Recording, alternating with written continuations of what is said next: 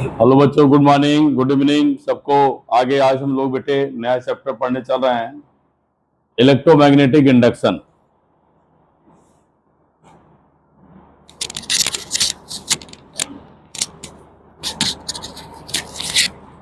देखो बेटा, टॉपिक का नाम है, चैप्टर का नाम है इलेक्ट्रोमैग्नेटिक इंडक्शन।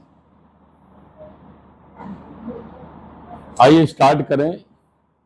इलेक्ट्रो बना है इलेक्ट्रॉन से। इलेक्ट्रॉन मीन्स बेटे चार्ज, और कहीं चार्ज आ गया और मोशन कर गया तो करंट दे देता है। इंडक्शन, चार्ज हमें जनरेट करना है, करंट जनरेट करना है, इंडक्शन के द्वारा, इंडक्शन की सहायता से करना है। लेकिन करने में हेल्प कौन करेगा? मैग्नेट।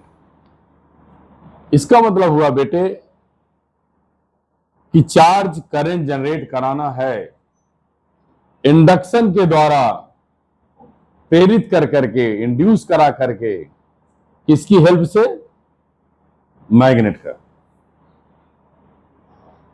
अब बेटे हुआ क्या, कहानी इनकी कैसी है? इंग्लैंड के साइंटिस्ट फैराडे और अमेरिका के साइंटिस्ट हेनरी, ये दोनों 1931 में 1831 में यह सोचा कि करंट बहने से मैग्नेटिक फील्ड जनरेट होती है, तो क्या इसका रिवर्स उल्टा करंट मैग्नेटिक फील्ड के चेंज होने से, करंट के चेंज होने से मैग्नेटिक फील्ड जनरेट होती है, क्या मैग्नेटिक फील्ड के चेंज होने से करंट जनरेट होगी? ऐसा उन लोगों के विचार में आया। ऐसा विचार आया कि करंट चेंज हुई तो मैग्नेटिक फील्ड जनरेट होती है। चैप्टर 4 में आपने पढ़ा है। इसी का उन्होंने रेसिप्रोकल उल्टा सोचा। उल्टा सोचा मतलब रेसिप्रोकल सोचा। इस पर जब उन्होंने विचार किया तो उन्होंने इस बात पर विचार करते हुए आगे बढ़ना चाहा कि मैग्नेटिक फील्ड के चेंज करने से करंट जनरेट होती है। लेकिन काफी हद तक उन्होंने इस बात को सोचा, बताने की कोशिश किया। लेकिन उसके बताने के पहले, आगे हम जहां बताएं आपको फैराडे लॉ, ये सब लॉ बताने से पहले हमें मैग्नेटिक फ्लक्स जानना जरूरी है। तो हम आज पहले आपको मैग्नेटिक फ्लक्स सिखाएंगे क्या है, फिर तो मैं आगे बढ़ता हूं।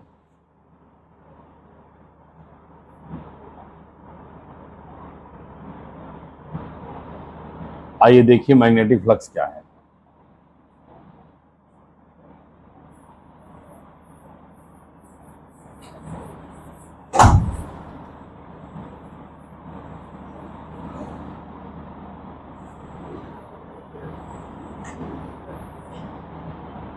देखिए मैग्नेटिक फ्लक्स क्या है, यहां लिखा हुआ है, बहुत सारे फिगर्स दिए हैं, मैं इसको पहले समझाता हूं, आगे देखिए।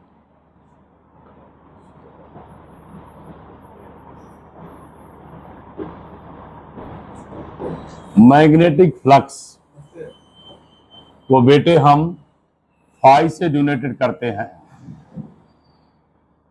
मैग्नेटिक फ्लक्स को फाई से डिनोट करते हैं। है क्या मैग्नेटिक फ्लक्स? डेफिनेशन आप देखिए, लिखा हुआ है, total number of magnetic field lines, total number of magnetic field lines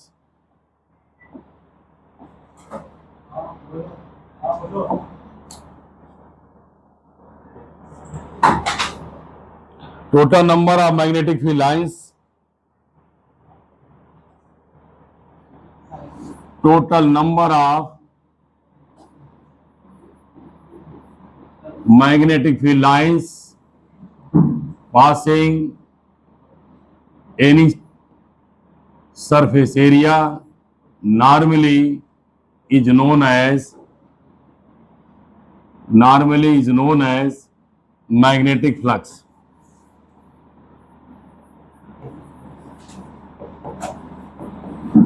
अब ध्यान से सुनते चलिए, मैं आगे बढ़ाता इस बात को। Magnetic flux, magnetic means magnetic field lines, flux माने निकलना। किसी भी सरफेस एरिया से जितनी मैग्नेटिक फील्ड लाइन निकलेंगी, काउंट कर लें, गिन लें, उन संख्याओं को बेटे हम आज से मैग्नेटिक फ्लक्स बोलेंगे। Magnetic means magnetic field lines, magnetic means magnetic field lines. Flux माने मैं अपनी भाषा में बोलूं बहना, आप समझ लीजिए। फ्लक्स मीन्स बहना, और यहां बहने को हम ले बात करता हूं बेटा निकालना। तो आप समझिए किसी भी मैग्नेटिक फील्ड लाइंस, किसी भी सरफेस एरिया से जितनी मैग्नेटिक फील्ड लाइंस निकलेंगी उनको बेटे हम फ्लक्स बोलेंगे, बस इतने समझिए। तो अब हम कैसे इसको पढ़ेंगे, कैसे जानेंगे, ये तो मैं आगे बताने चल रहा हूं। फिर सुन लीजिए, बहुत साफ कट, कुछ भी टफ नहीं है। Magnetic flux, magnetic means magnetic field lines, क्योंकि मैग्नेट का नाम से हमें मैग्नेटिक फील्ड लाइंस मिलेंगी, मैग्नेटिक फील्ड लाइन निकलेंगी, उनकी संख्याओं को हम फ्लक्स बोलेंगे। मैं शार्ट में लिखा हूं, total number of magnetic field lines, total number of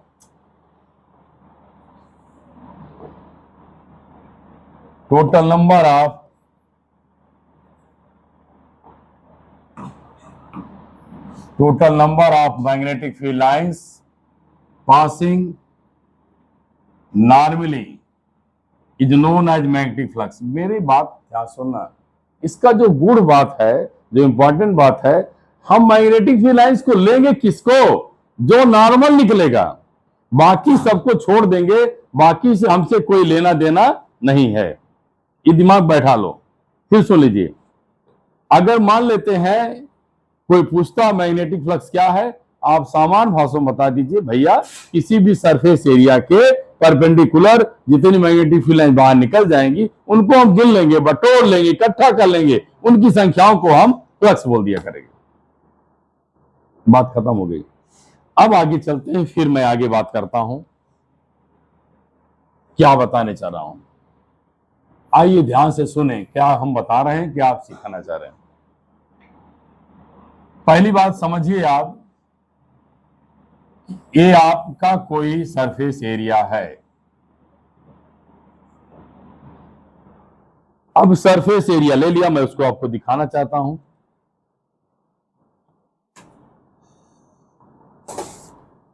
ये मान लीजिए कोई सरफेस एरिया है।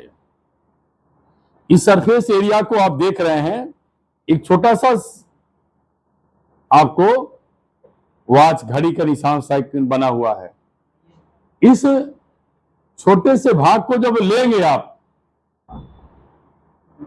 छोटे से भाग को आप ले लेंगे, इस छोटे से भाग का नाम है एरिया वेक्टर। ध्यान से सुने मेरी बात को सभी लोग, ये पूरा सरफेस एरिया है। इस छोटे से भाग को आप जब किसी भी छोटे से भाग के बारे में स्टडी करेंगे, जानेंगे, तो आपका एरिया वेक्टर है। लेकिन एरिया वेक्टर की डायरेक्शन हमेशा बाहर होती है। कैसे? मान लीजिए आपका ये छत है, आप छत के नीचे बैठे हैं, जहां भी पढ़ रहे हैं छत है, और इस छत में आप क्या करिए, ड्रिल से होल कर दीजिए। छत में ड्रिल से जब होल करेंगे तो जो इसका कट करके भाग निकलेगा वो कहां निकलेगा, बाहर निकलेगा। छत में आप होल करिए, किसी भी मशीन करिए, स्क्रूड्राइवर्स करिए, तो होल करेंगे तो एरिया कहां निकल जाएगी, बाहर। तो भैया ऐसे ही मैंने इसका एलिमेंट पोर्शन ले लिया, क्या बेटे, डीए ले लिया, और वह डीए कहां होगा बेटा, बाहर होगा, और सरफेस के नॉर्मल होगा। ये भी ध्यान रखना, एरिया वेक्टर सरफेस के नॉर्मल होगा और बाहर होगा। मेरा कहने मतलब समझिए मैं क्या बता रहा हूं। आज के बाद कभी भूलिएगा नहीं, आप अपने घर में बैठे होंगे, बैठे हैं, और आप ड्रिल मशीन से होल करिए, जिस पोर्शन को होल कर देंगे वह क्या बन जाएगा, एरिया वेक्टर। बोलो क्या नाम उसका है, एरिया वेक्टर। क्या बोलो, एरिया वेक्टर। अब इस बात को बहुत ध्यान से आप अपने मन में बैठा लीजिएगा कि कोई सरफेस है, उस सरफेस एरिया का जो भी छोटा सा भाग हमने लिया वह आपका एरिया वेक्टर है। ये बात मान होगी, इसको मन में बैठाए रखना, भूलना नहीं। अगर भूल गए तो सब मामला बेकार है। अब मैं आगे बताना चाहता हूं, यहां से मैग्नेटिक फील्ड लाइंस निकल रही हैं। ये देख लीजिए, मैग्नेटिक फील्ड लाइंस जा रही हैं।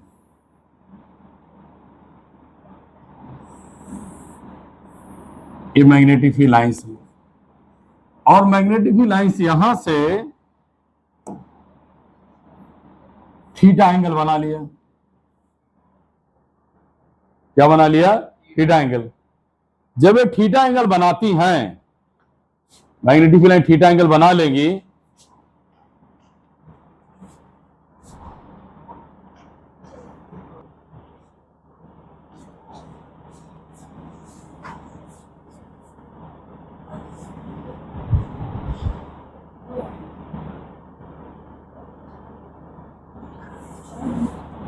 अब बेटे मैंने सपोज किया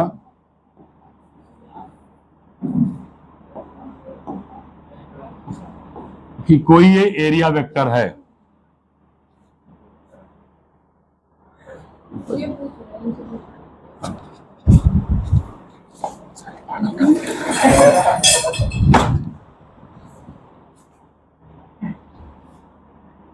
ये कोई एरिया है बेटे।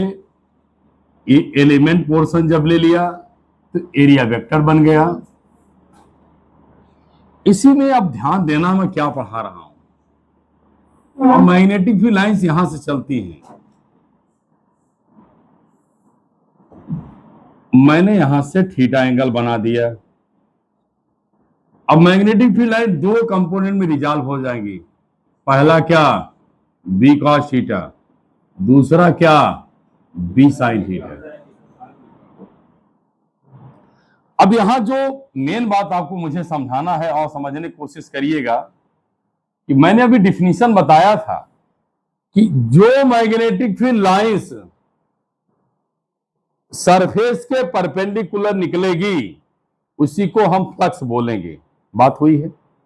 और ये पहले से पता है कि एरिया वेक्टर हमेशा सरफेस के परपेंडिकुलर निकलता है। एरिया वेक्टर सरफेस के हमेशा परपेंडिकुलर निकलता है, और मैग्नेटिक फील्ड लाइन जो परपेंडिकुलर होंगी उन्हीं को फ्लक्स हम गिनेंगे, बताएंगे, और किसी को नहीं बताएंगे। तो बात आके कहां रुक गई कि बी कॉस थीटा परपेंडिकुलर के पास आया, इट मींस यह परपेंडिकुलर है। तो हमने आपको बताना क्या चाहा, phi equal to B cos theta into A. तो फाई इक्वल टू क्या मिलेगा? B A cos theta. बेटे डॉट हटाओगे तो बी डॉट क्या मिलेगा? ए मिल जाएगा। क्लियर? बात समझ में आई? अब इसको मैं आगे बढ़ाता हूं। अब phi equal to B A dot आपने पढ़ा है वेक्टर, तो दो चीज आपको मिल गया। पहला चीज ये मिल गया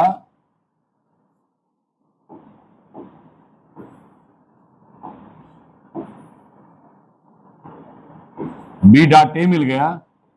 पहली बात आपके मन में आज मिल जानी चाहिए कि पहला चीज मैं बताया आपको, फ्लक्स क्या है? स्केलर है। क्यों? दो वेक्टर का डॉट प्रोडक्ट हमेशा स्केलर मिलता है। अच्छा मान लो ऐसे भी आपको समझ नहीं आया स्केलर बनता है, स्केलर है। एक तरीका और जान लीजिए, नंबर हमेशा स्केलर होता है। नंबर हमेशा स्केलर होता है। और मैं क्या भी कह रहा हूं, total number of magnetic field line, जितनी मैग्नेटिक फील्ड लाइन निकलेंगी उसे हम फ्लक्स बोलूंगा। भैया संख्या स्केलर होती है, तब भी आप पेपर में बता दीजिएगा। और बताने का तरीका क्या है, डॉट प्रोडक्ट भी स्केलर है। ये आपको मैं समझा लिया। आइए फिर आगे बात करता चलता हूं। थोड़ा समय इसको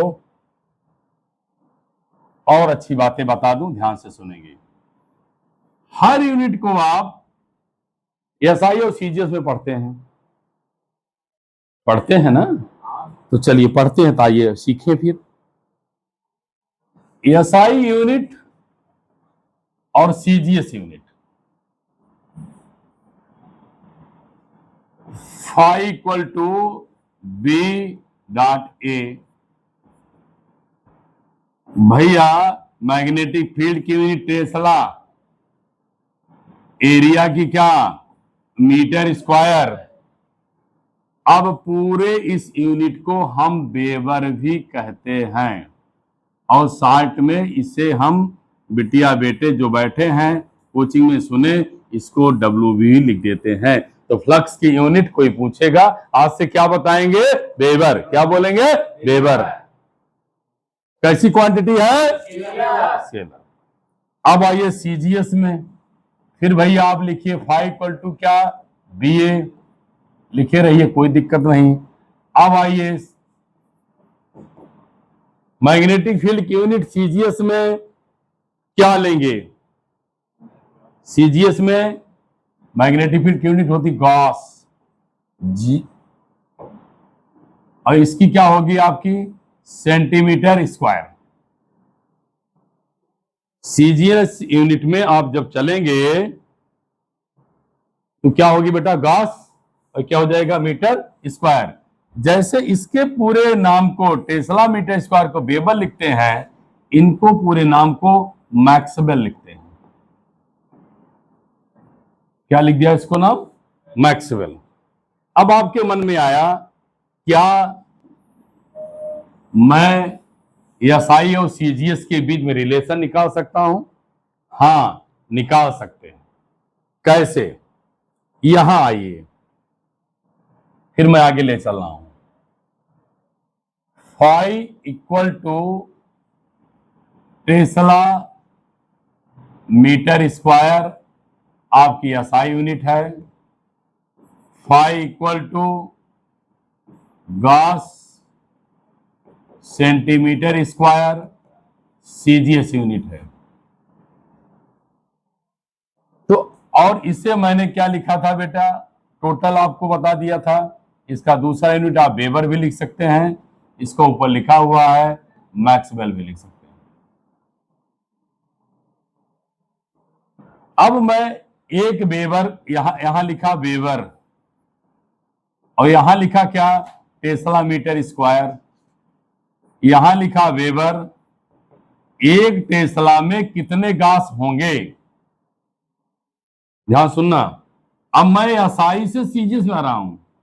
एक गास में 10⁴ टेस्ला होता है।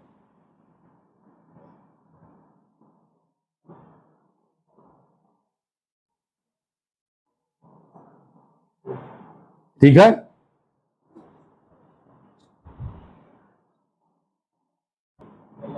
बेटे एक गास में, सॉरी, एक टेस्ला में 10⁴ गास होता है, और एक मीटर में 100 सेंटीमीटर 10⁻² सेंटीमीटर होता है। इसको स्क्वायर कर दो तो आपको क्या मिलेगा, 10⁴ है बेटे, 2 2 जा 4, 8 हो जाएगा। 10⁸ क्या, गास सेंटीमीटर स्क्वायर। तो आपको मिला क्या, एक वेबर में 10⁸ क्या, मैक्सवेल मिल गया। ये बेटे आपको मैं रिलेशन दे दिया। एक बार क्विक रिवीजन कर दूं, आइए इसको छोटा करें।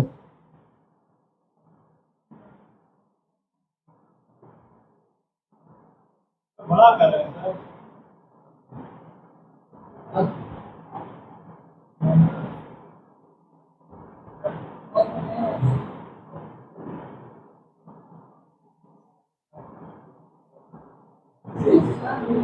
देखिए मैंने क्या बताया कि मैग्नेटिक फ्लक्स क्या है बेटे, मैंने आपको बता चुका है।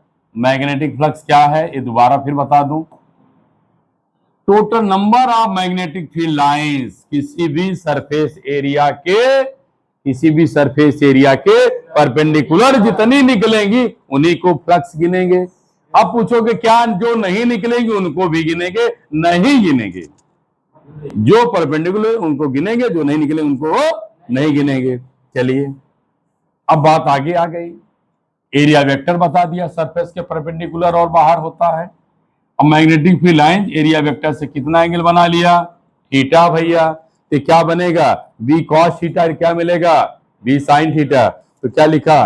बी कॉस थीटा एरिया क्या है? ए, मिला दो, बी ए कॉस थीटा मिल जाएगा। डॉट आ गया। अब जैसे आपने देखा डॉट प्रोडक्ट क्या होता है? स्केलर। फिर कहां आया बेटा? एसआई में।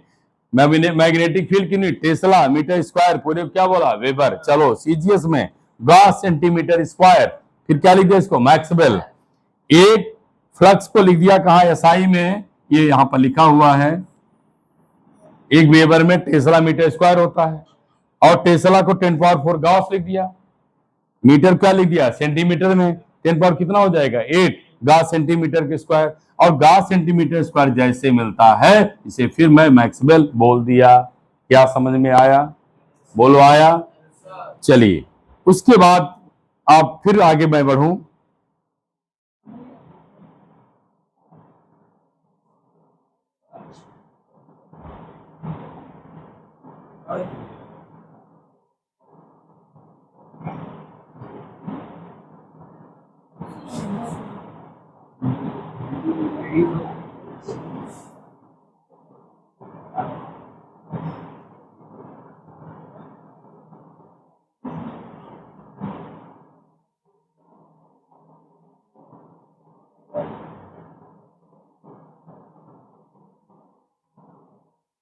चलिए नोट करिए फिर आगे बढ़ते हैं।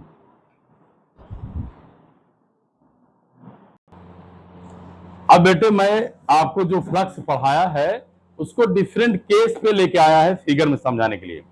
आपने चूंकि अभी हमसे पढ़ा फाई इक्वल टू क्या बेटे? B dot A. Phi equal to क्या पढ़ा? B dot A. और फिर आपने क्या पढ़ा? B A cos theta. आइए हम फटाफट आपको दिखाते चाहें। लिखा क्या बेटा? Total number of magnetic field line passing through a surface. किसी सरफेस के परपेंडिकुलर जितनी संख्याएं निकलेंगी उसको फ्लक्स बोलेंगे। ये बात पहले बता दिया। ये बी डॉट ए बना दिया, इसको भी समझाया, ये भी समझा दिया। अब देखिए आप, जब मैग्नेटिक फील्ड लाइंस एरिया के पैरेलल लिखा है बेटे, ध्यान देना, एरिया के पैरेलल, यह बात आपको समझना है कि एरिया के पैरेलल। अब मैंने बताया था एरिया क्या है? ये पैरेलल है, सॉरी ये सरफेस एरिया है ना। सरफेस ये कहां होगा? बाहर। और मैग्नेटिक फील्ड लाइंस भी इसी के अंदर से ऐसे निकल रही है, तो पैरेलल तो हुआ। भाई ये भी ऊपर जा रही, ये भी जा रही, पैरेलल, इसलिए पैरेलल रहेगा तो एंगल क्या मिला? 0। और cos 0 की वैल्यू क्या मिलेगी? 1। तो यहां लिखेंगे cos 0 की वैल्यू क्या मिलेगी? 1। तो फाई इक्वल टू आपको क्या मिला? बी ए मिल गया। दूसरा केस, अगर वो 90 पे जाएगा, अब ध्यान रखना 90 पे जाएगा तो cos 90 क्या हो गया? 0। ये फिगर देखिए, एरिया वेक्टर ऐसे है, 90 एंगल में। दूसरी बात, आप लोग नीट वगैरह में क्वेश्चन पा सकते हैं, यदि थीटा की वैल्यू 90 से कम है, सब बैठ गया, इन्वर्टर सब बैठ गया, कुछ भी चेंज करेंगे कुछ नहीं हो पाएगा, सब बैठ गया, खत्म।